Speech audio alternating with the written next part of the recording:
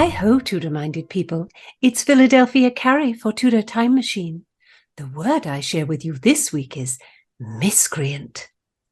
This is a word that, I regret to say, a lady is sometimes brought to use. Perhaps in the Garden of Eden, before the fall of man, honesty ruled. Yet I do not dwell in an earthly paradise. I dwell in the pit of iniquity called the City of London.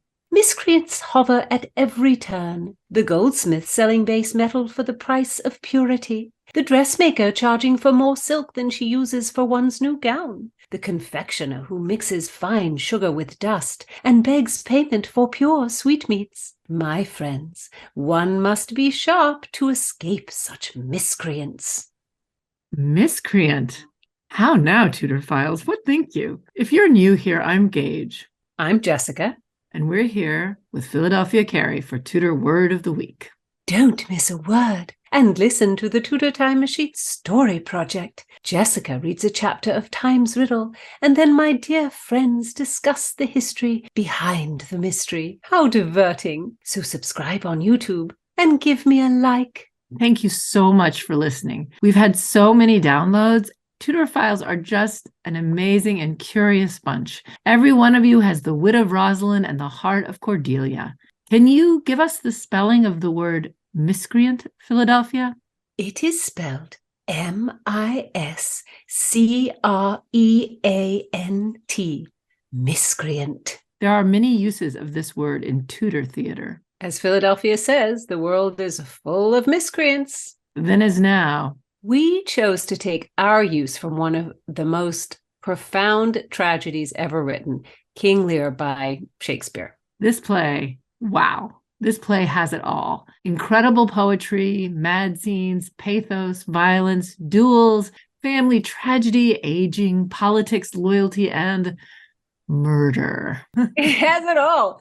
The story of King Lear, which is spelled L-E-I-R instead of L-E-A-R, was first recounted by Geoffrey of Monmouth in his 12th century bestseller, History of the Kings of Britain. And it was a medieval bestseller that was more fiction than fact. King Lear is supposed to have lived in about 800 BCE, before the Common Era. So the aging Lear divides his kingdom among his two daughters, Regan and Goneril, who flatter him, while the honest Cordelia is left without a dowry. Nevertheless, Cordelia is wooed and taken off to France to be queen. So Lear's rebellious sons-in-law grab the power and his daughters turn on him.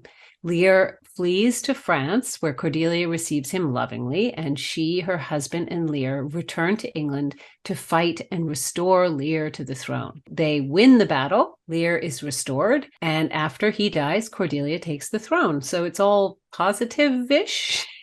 Yes, as we said, no one has a heart like Cordelia. She loves him even though he did her wrong. The same story was retold in an anonymous play, probably written about 1594. This is another long one, not that long, but long. The true chronicle history of King Lear and his three daughters, Goneril, Regan, and Cordelia.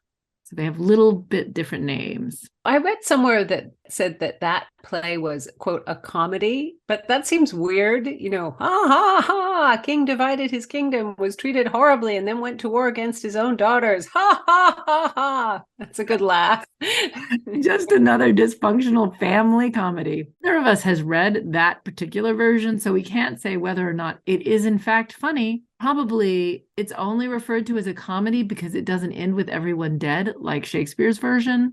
Master Shakespeare added the story of the Earl of Gloucester and his bastard son Edmund and the legitimate son Edgar, with the horror of the good Gloucester having his eyes gouged out. What a bloody scene that is! With this story of Edgar and Edmund, Master Shakespeare also added a number of wonderfully thrilling sword-fighting scenes. He also changed the story into a true tragedy. Cordelia is murdered, and Lear dies of a broken heart. In this scene in the first act, Lear has just disinherited Cordelia. The good Earl of Kent dares to tell Lear the truth, that he is making a terrible mistake. But Lear does not take it well. Philadelphia? Kent says, "Now by Apollo, king, thou swearest thy gods in vain." King Lear says, "O vassal, miscreant. And he lays his hand on his sword. And then Albany Cornwall begs the king, dear sir, forbear. And Kent says, do kill thy physician, and the fee bestow upon thy foul disease. Revoke thy doom, or whilst I can vent clamour from my throat, I'll tell thee thou dost evil. Lear rises up with his great cape and says, hear me, recreant. I added that part.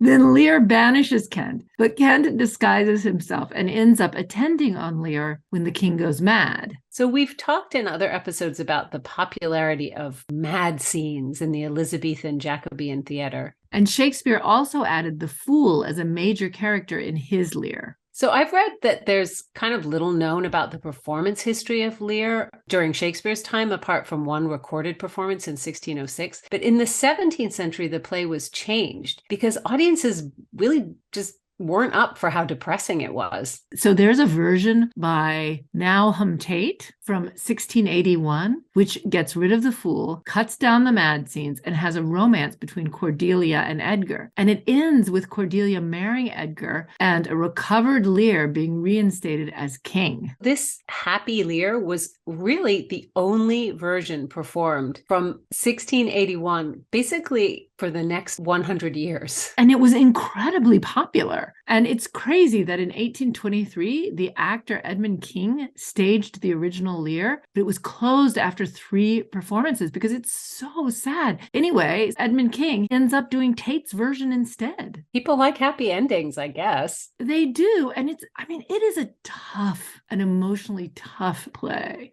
Yeah. But in our time, we see that as its strength, as its honesty. And maybe we're much more cynical now. I don't know. Well, I say that tragedy should be tragedy, and that Master Shakespeare was indeed a deep and knowing man to show his audiences what horrors such dark miscreants as Edmund, Goneril, and Regan are capable of.